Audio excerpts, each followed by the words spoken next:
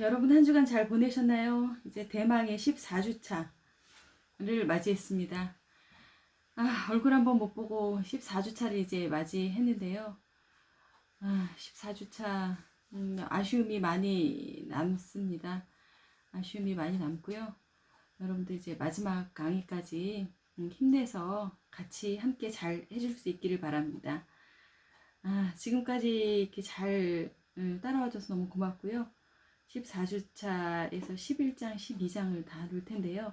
이 부분에 대해서도 여러분들 이제 끝까지 잘 따라와 줄 수 있었으면 좋겠습니다. 아쉬움이 남는 마지막 주차 수업 시작하도록 하겠습니다.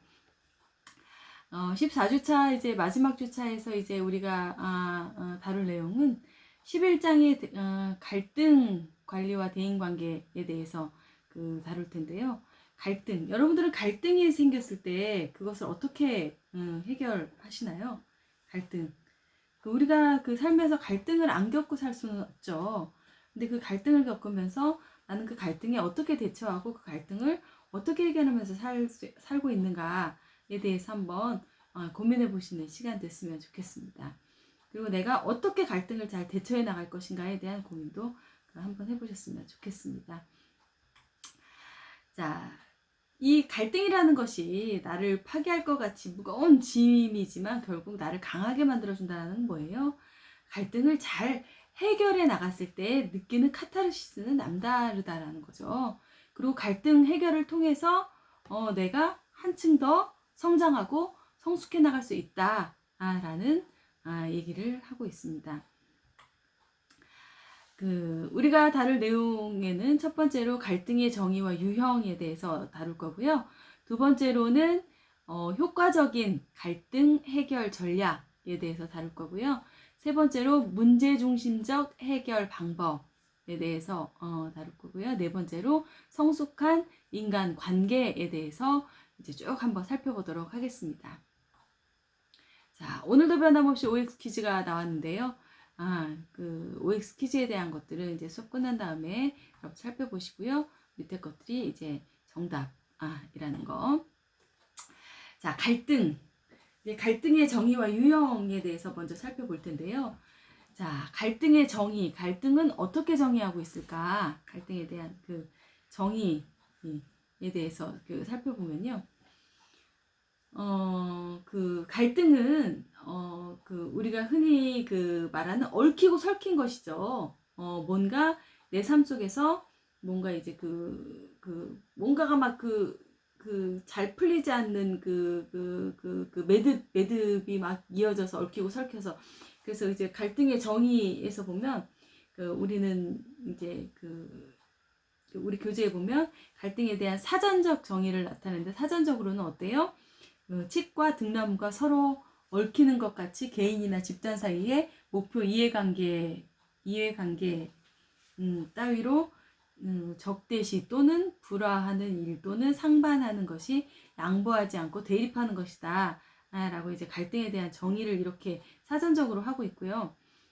우리 호커나 윌모트는 어떻게 이제 갈등에 대해서 정의하고 있는가를 보면, 이분들은 갈등에 대해서 갈등이란 자신이 목표를 달성하는데 상대방이 방해가 된다고 느끼고 자신의 목표가 상대방의 목표와 양립할 수 없으며 보상이 부족하다고 느끼는 상호 의존적인 사람들이 표현하는 투쟁이다 라고 이야기합니다.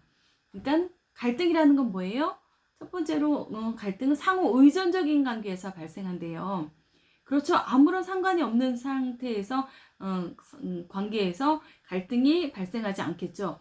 우리가 지금 이제 뉴스나 TV에서도 보는 것들이 관계에 있는 이제 뭐 예를 들어서 부부 관계에 대해서 갈등, 이혼 소송에 대한 갈등, 그리고 무슨 재산 분할에 대한 갈등, 형제 간의 그런 갈등. 그러니까 서로 간에 상호 간의 의존적인 관계에서 발생하는 것이 이제 첫 번째로 이제 우리가 여기서 얘기하는 것은 갈등이다. 그리고 두 번째로 갈등은 뭐래요? 서로 목표가 다르거나 서로 상호 간의 목표 달성에 방해가 될 때 이제 발생하는 것이 이제 갈등이다라고 두 번째로 얘기하고요. 갈등이 포충되는 것은 그러니까 결과적으로 분쟁이다라고 이야기하는 거죠. 갈등의 특성에 대해서 이제 살펴보면요. 갈등의 특성은 뭘까요? 특성. 그러니까 갈등의 특성은 어때요? 서로 상호 간에 양립할 수 없는 어려운 상황에서 이제 발생하는 것이 이제 갈등이죠. 그리고 두 번째로는 생각이나 가치관, 태도 등이 양립하기 어려울 때, 그러니까 우리가 상호 간에 서로 간에 어떠한 하나를 놓고 서로 두 가지가 양립할 수 없을 때, 그럴 때 이제 발생하는 것이 이제 갈등이다라는 거. 갈등은 공공연하게 드러낼 수도 있지만 감춰질 수도 있다. 우리의 갈등이 이제 꽁꽁 숨겨져 있을 수도 있다. 라는 거.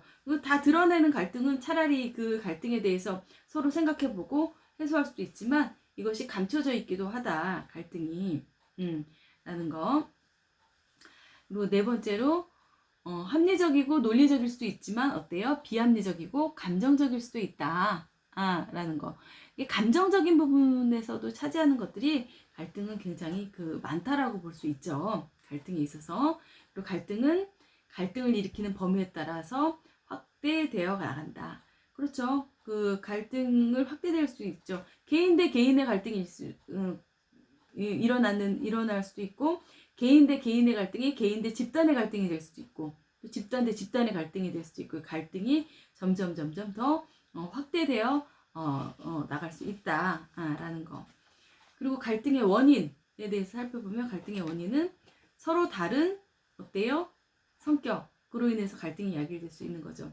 너무나도 다양한 성격들이 많은데 그 다양성에 대한 것들에 대해서 여러분들이 항상 이 강의를 이렇게 마치고 나서도 여러분들이 항상 생각해야 될 것은 세상에는 너무나 다양한 성격과 다양한 특성을 가진 사람들이 많다라는 거예요. 그렇기 때문에 나의 뜻과 다른 게 당연히 있을 수밖에 없고 나와 갈등을 유발하는 것들이 당연히 있을 수밖에 없는데 그것이 내 뜻과 유배된다고 해서 그것이 모두 나쁘다, 틀렸다라고 얘기할 수 없는 거죠. 그냥 다름을 인정해가면서 살 때 훨씬 더 여러분들의 대인과 대인을 대하는 것들이 편해진다라는 걸 항상 명심하셨으면 좋겠고요. 서로 다른 성격으로 인해서 나하고 성격이 다를 수도 있는데 그게 내가 잘못했다라고 인식함으로 인해서 그게 비합리적으로 신념이 될 수도 있는 거죠. 인식함으로 인해서 그러한 갈등이 야기될 수도 있고요. 문화와 가치관의 차이로도 야기될 수 있다. 문화와 가치관이 너무나 달라. 서로 다른 관점을 가지고 있어. 서로 다른 관점을 가지고 있는데 이것들에 대해서 서로 수용하지 않으면 그것이 큰 갈등이 될 수 있다라는 거. 그리고 끊임없는 비교와 경쟁의식은 심한 갈등을 일으키는 원인이 된다. 비교는 여러분 정말 우리가 살면서 하지 말아야 될 것들이죠. 일상생활에서 이제 우리가 평가를 받게 되고 평가를 받게 되더라도 내가 받은 평가에 대해서 나 자신에 대해서 돌아볼 수 있어야지 쟤는 저런데 나는 왜 이래라고 이제 비교를 하면서 나랑 쟤랑 뭐 그런데 계속 비교를 하게 된다면 그것들이 이제 갈등을 야기하게 되는 거죠. 여러분이 항상 나를 인식하고 나를 잘 파악하는 것이 중요하다라는 거. 그리고 이게 이 비교와 경쟁 의식은 어때요? 우리에게 계속 피로감을 쌓이게 해요. 우리의 육체를 피폐하게 하고 우리의 정신을 피폐하게 돼. 그렇기 때문에 그 갈등을 더 증폭시키게 된다는 거죠. 오해 상황이 일어날 때 갈등이 생긴다. 우리가 뜻하지 않은 상황에서 오해가 생길 수 있는 거죠. 오해는 그야말로 이제 그 오해인데 그 오해를 잘 풀어나가지 못할 때 갈등이 증폭되고 서로의 관계를 훼손시켜 나갈 수 있다. 라는 거. 그리고 해결되지 않은 문제나 과거의 사건들이 지속적으로 영향을 줄 때 갈등이 생긴다. 라는 거. 그렇죠. 그러니까는 뭔가 이렇게 해결되지 않은 거, 해결되지 않은 문제, 이런 지속적인 나에게 영향을 줄 때 이런 것들이 이제 우리가 우리에게 있어서 갈등의 원인이 될 수가 있는 거죠. 그러니까 해결되지 않은 문제, 과거의 사건들이 계속적으로 이제 그 나에게 있어서 그 나의 그 심리적인 영향을 준다면 그 갈등이 계속 그 증폭되고 더 쌓이게 된다는 거죠.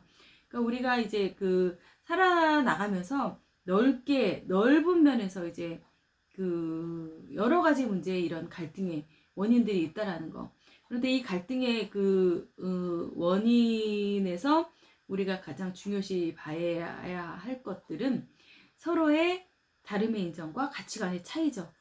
그리고 다른 성격인 거죠. 틀린 성격이 아니라. 이런 것들에 대한 인정, 그리고 그 갈등이 생겼을 때 그 갈등의 내용을 바르게 볼 수 있는 거, 그것을 왜곡해서 보거나 오해하지 않는 것들, 이런 것들이 굉장히 그 중요하다라는 거, 갈등의 원인들을 바라보는 시선들까지 한번 살펴봤고요.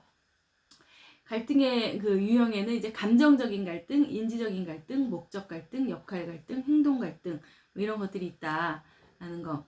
갈등은 이제 그 아까도 얘기했지만 서로의 가치관이나 성격의 차이에 대해서 차이 때문에 생길 수 있고요. 풀리지 않는 문제나 우리가 왜곡되는 것들, 왜곡해서 생각하는 것들, 잘못 인지한 것들, 그리고 심한 경쟁, 이런 것들에 대해서 이제 계속 비교하면서 갈등이 생길 수도 있고요. 우리가 이제 그 부모와 자식 간의 갈등에서 이제 흔히 얘기하는 것이 비교에서 생기는 갈등인 거죠. 그 자녀에 대한 비교는 절대로 해서는 안 되는 부분인 거죠. 자녀를 인격적으로 대해주는 것들이 필요한데 그런 부분들에 대해서 부족하고 비교하기 때문에 자녀들이 이제 사춘기를 심하게 겪는 그런 경우들이 이제 굉장히 많이 발생을 하죠. 감정적 갈등이 그런 것이죠. 서로의 감정이나 이제 태도가 이제 수용되기 어려운 상황에서 내 감정이나 그 내 태도 이런 것들이 이제 수용되기 어려울 때 이제 생기는 것이 이제 감정적으로 생기는 갈등이고요.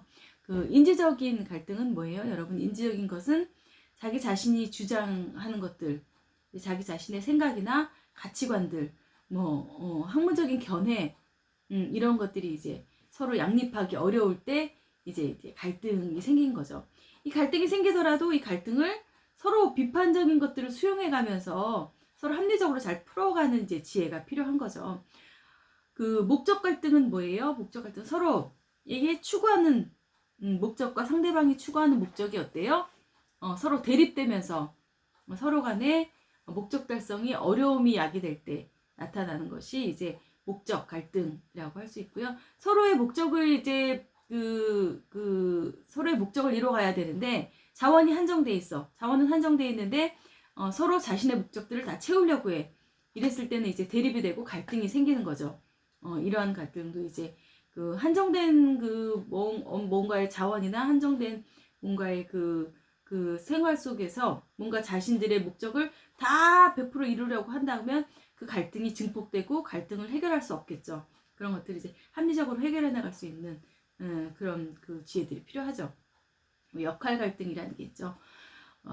우리가 이제 그 선호하는 역할들이 다 있을 거예요. 그런데 그 선호하는 역할을 동시적으로 역할을 선택해야 할 때 상황적으로 이제 그러한 갈등들이 그 생길 수도 있겠죠.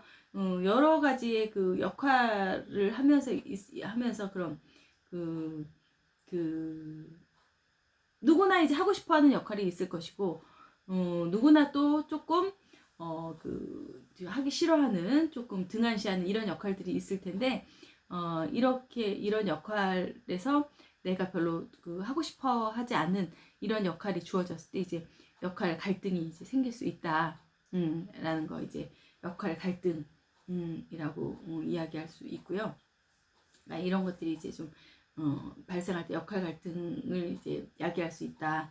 행동 갈등이라는 건 상황 속에서 이제 두 가지 행동이 양립할 수 없을 때 이제 경험되는 갈등이다. 갈등 행동이라고도 하고요. 두 가지의 행동이 이제 서로 양립할 수 없을 때 나타나는 것이 이제 행동 갈등이다. 라는 거. 그리고 이제 효과적인 갈등 해결 전략 해가지고 이제 그러니까 토마스의 2차원 모형이 이제 을 이야기하고 있는데요.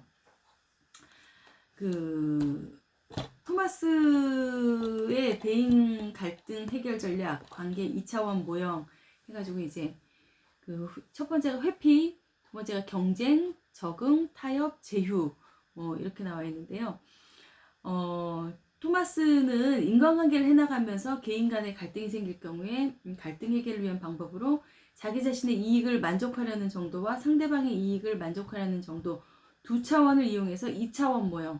그러니까 첫 번째는 뭐예요? 내 자신의 그 이익을 만족시키려는 거. 두 번째로는 상대방의 이익을 만족시키려는 정도. 이 두 가지 차원에서 그 5가지 갈등 해결 방안을 이제 제시한 거죠. 그러니까 회피는 뭐예요? 회피는 그 서로 간의 갈등 상황을 무시하는 전략, 갈등을 문제로 다루지 않고 갈등 상황을 피하는 것이죠. 그리고 두 번째는 경쟁이죠, 경쟁. 그러니까 이 사람은 내가 내 이익을 추구하려는 그 정도와 상대방의 이익을 만족시키려는 정도, 이 두 가지 차원을 가지고 이제 5가지의 그 해결 방법을 제시한 거예요. 그러니까 첫 번째는 회피고 두 번째는 경쟁이죠. 경쟁은 서로 간의 논쟁이나 위협을 통해서 자신의 이익을 극대화하기 위해서 상대방을 희생시키는 거. 이것은 나 자신의 이익을 위해서 이제 그 하는 것이 이제 그 경쟁이겠죠. 경쟁.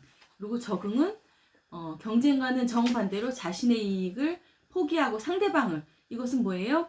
그 자신의 이익을 만족시켜 주려는 전략이 이게 적응이다. 그리고 타협은 어때요? 서로 간에 서로 양보하고 희생하면서 감수하면서 자신과 상대방의 그 중간 정도, 타협점을 찾아서 서로가 만족을 할 수 있는 방향을 찾으려고 하는 거고요. 제휴는 이 방법이 서로 간의 이익을 모두 극대화할 수 있는 최상의 최상의 갈등 해결 전략이 된다라는 거죠. 제휴는 서로 관계를 맺는 거죠. 서로 이제 콜라보를 해서 서로 간의 이익을 모두 극대화할 수 있는 것이 이제 제휴라고 이야기한 거죠. 그러니까 나의 갈등을 해결하고 나의 이익을 추구하거나 상대의 이익을 추구할 수 있는 그런 그 2가지 방안을 놓고서 봤을 때 5가지 이런 전략이 있을 수 있다라는 거. 그러니까 우리 교재에서도 이제 나와 있지만 298페이지에 이제 그 위치가 자신의 이익을 만족시키는 정도, 상대의 이익을 만족시키는 정도에 따라서 이제 이것들의 위치가 있다라는 거. 자신의 상대의 이익을 만족시키는 정도가 낮고 자신의 이익을 만족시키는 정도도 낮은 것은 회피이고, 우리 교재 298페이지에 보면 자신의 이익은 높이면서 상대방의 이익은 주지 않으려고 하는 건 경쟁이고, 이제 모두가 이제 같이 가장 이상적인 방법으로 가는 것이 제휴고, 그래서 우리 교재 11-1에 잘 표현되어 있죠. 효과적인 갈등 해결 전략, 루선스의 갈등 해결 전략은 패자 접근법, 승자 접근법, 승자 접근법이 있는 거죠. 패자 접근법은 뭐예요, 여러분? 모두가 이제 손해를 감수하는 거죠. 둘 다 같이 죽자는 거죠. 같이 죽자는 게 이제 패자 접근법이고, 승자 접근법은 한쪽이 승리하고 한쪽은 패배하는 그런 접근법이죠. 그러니까 한쪽의 자기 주장을 관철시켜서 한쪽은 이제 손해를 보게 만드는 것이죠. 해결 전략으로서 이제 선호되지 둘 다 패자나 승자나 둘 다 이제 선호되지 않는 전략이겠죠. 그리고 승자 접근법, 모두가 같이 여러분 내가 막 이겨서 즐거운 게 아니라 상대방도 좋고 나도 좋은 게 이제 좋은 거겠죠. 나만 막 죽을 수도 없는 것이고, 이제 승자 접근법이라는 게 있는데, 어느 한쪽이 승리하는 것을 목표로 삼는 것이 아니라 이제 어때요? 갈등에 야기된 문제 그대로 이제 보고 그 문제를 해결해 나가서 서로에게 효과적인 타협점을 찾는 것이 이제 승자 접근법이다라고 이제 이야기할 수 있습니다. 루선스가 말한 갈등 해결 전략 3가지 전략들에 대해서 살펴봤고요. 협상을 위한 전제 조건. 첫 번째는 뭐예요, 여러분? 회피하는 것들은 이제 정말 우리가 이제 갈등을 겪을 때, 부부 간의 갈등도 그렇고 친구 간의 갈등도 그렇고 이제 부모 자식 간의 갈등도 그렇고 사회적으로 이제 만난 사람들의 갈등도 그렇고, 회피를 하는 것은 이제 그 문제를 더욱더 증폭시키고 더욱더 더 큰 상상을 하게 만드는 거죠. 그렇기 때문에 우리가 그것을 회피하지 말고 그것을 이제 있는 그대로 바라보면서 직면할 필요성이 있는 거죠. 그리고 갈등을 해결해 나가는 데 있어서 양쪽 모두가 윈윈하는 방법을 이제 뭐 서로가 승자가 될 수 있는 방법을, 일방적으로 승자가 되고 그 한쪽이 패자가 되면 어때요? 그 관계는 지속되기 힘들겠죠. 그렇기 때문에 서로 윈윈하는 그런 그 방법을 서로 모색해가는 것들이 이제 필요하다라는 거. 그리고 세 번째로 공동의 난제를 중심으로 협력해야 된다라는 거. 우리가 어때요? 협상할 때는 서로 해결해야 될 문제, 서로 어려운 문제를 중심으로 이제 협동을 해나가면서 서로가 협력하면서 서로 우호적인 관계에서 그것들을 해결해 나가려고 할 때, 그리고 우리가 유연하게 대처할 수 있어야겠죠. 그런 것들에 대해서. 그렇게 될 때 긴장이 완화되고 분위기가 이제 효과적으로 분위기가 부드럽게 이렇게 형성되면서 효과적으로 해결해 나갈 수 있는 방법들을 생각해 나갈 수 있겠죠. 그러니까 우리가 협상을 위한 전제 조건은 그것들을 피하는 것이 아니라 서로가 상생할 수 있는 방법이 뭔가를 찾는 것, 그리고 서로 공동에 가지고 있는 이러한 어려운 문제점이 뭔가를 파악하고 서로 협력해 나갈 수 있는 이러한 협상의 전제 조건이 있어야 갈등을 해결해 나갈 수 있다라는 거. 효과적인 협상 방법. 효과적인 협상 방법에서 이제 미적미적 자기가 원하는 게 뭐 이도 아니고 저도 아니고 뭐 이렇게 말을 정확하게 하지 않으면 그건 아무도 모르겠죠. 그러니까 정말로 내가 바라는 것들, 원하는 바를 분명히 말할 수 있어야 되고요. 그러니까 각자의 감정을 충분히 이야기할 수 있었고요. 각자가 내가 그 갈등 상황에서 느꼈던 내 감정들, 감정들, 상대를 비난하는 것이 아니라 내 감정들을 이제 충분히 이야기할 수 있어야 되고요. 바라는 목표에 대한 분명한 이유, 내가 이것을 왜 원하는지, 내가 이게 왜 필요한지, 내가 이것을 왜 요구를 하는지, 그런 것들에 대해서 이제 분명하게 나의 의견, 나의 생각, 나의 감정을 이제 이야기할 수 있어야 되고요. 그러고 나서 이제 내 얘기만 쭉 해서 하면 안 되겠죠. 내가 이런 것들을 했을 때 상대방은 이것들을 어떻게 느낄까?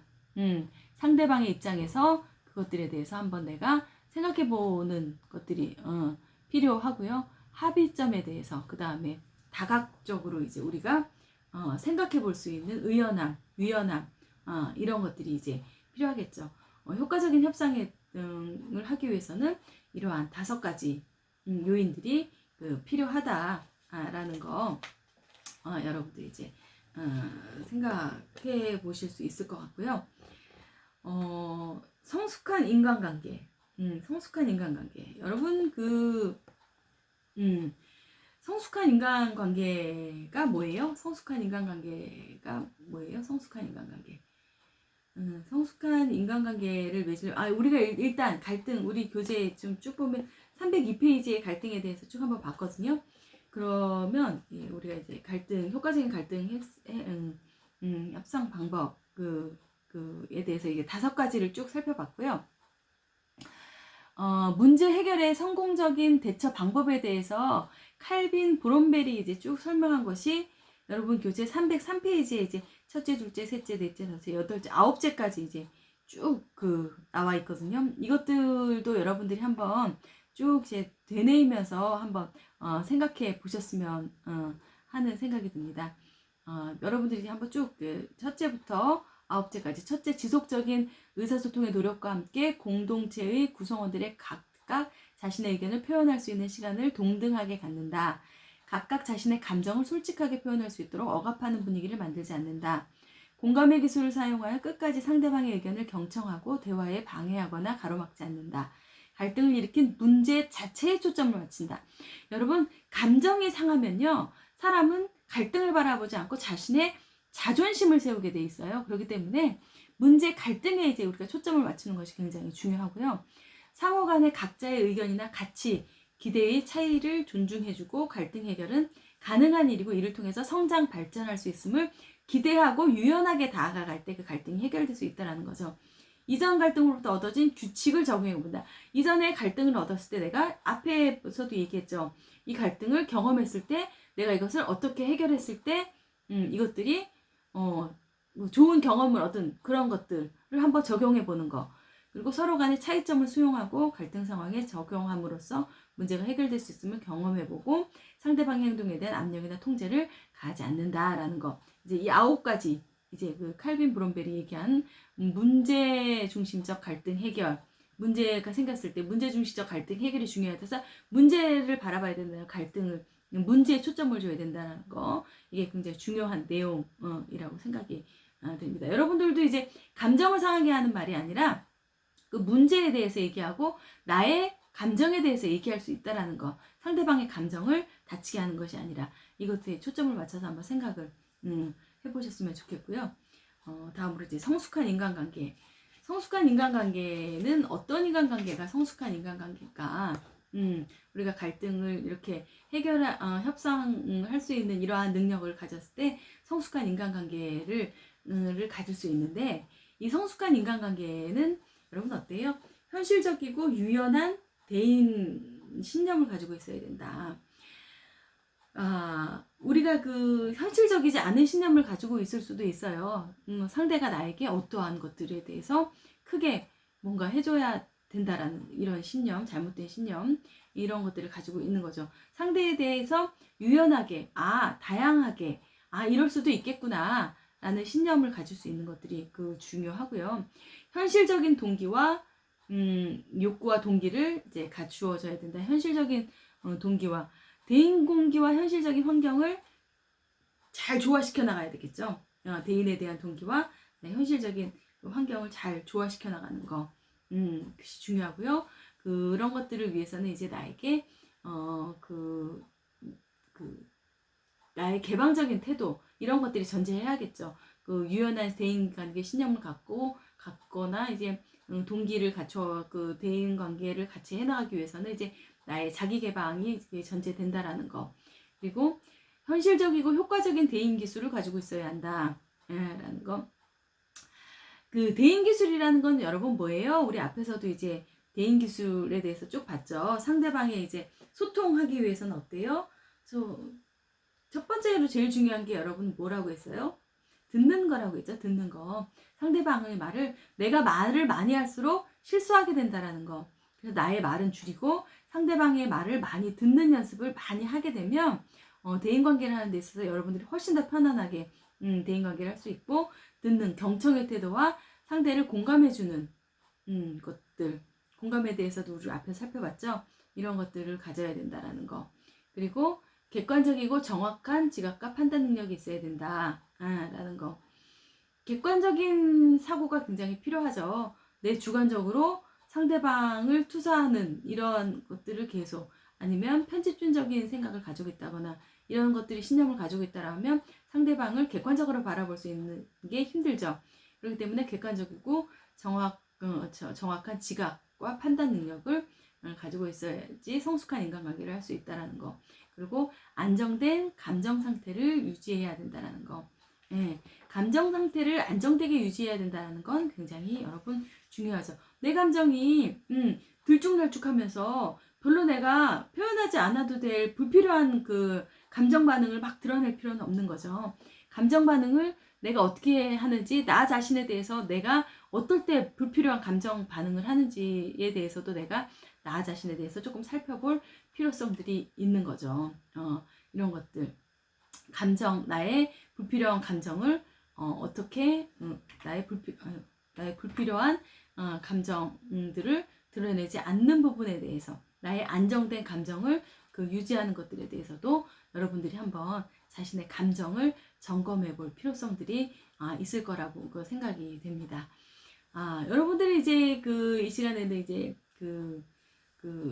갈등에 대해서 살펴봤죠.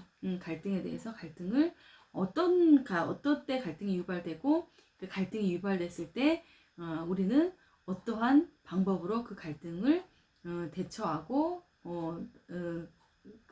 그 갈등을 잘 대처해 나가고 대처해 나감으로 있어서 성숙한 인간관계를 유지할 수 있다라는 것까지 쭉 이번 시간에 살펴봤습니다. 여러분들이 혹시 갈등을 하고 있다면, 지금 갈등 관계에 있다면 그 갈등을 내가 어떻게 해결해 나갈 수 있을지를 한번 쭉 갈등 관계에 있는 것들에 대해서 한번 살펴볼 수 있는 그런 시간들이 됐으면 좋겠습니다. 여러분들 교재의 306페이지에 보면 갈등 해결 유형 검사라는 것이 나와 있죠. 요것들에 대해서도 여러분들 한번 쭉 내가 나의 갈등, 내가 느끼는 갈등은 어떻고, 나는 갈등을 어떻게 해결해 나가는가, 내가 갈등을 잘 해결해 나가는 스타일인지, 한번 나의 갈등 스타일은 어떤 것들을 가지고 있는지 한번 여러분들이 한번 좀 점검해보는 그 시간들을 가졌으면 좋겠습니다. 그 갈등에 대한 것들, 우리 11장 내용 여기까지 살펴봤고요. 잠깐 쉬었다가 우리 이제 마지막 장 내용, 행복한 삶에 대해서 잠깐 쉬었다가 살펴보도록 하겠습니다. 여러분 잠시 후에 다시 뵙겠습니다.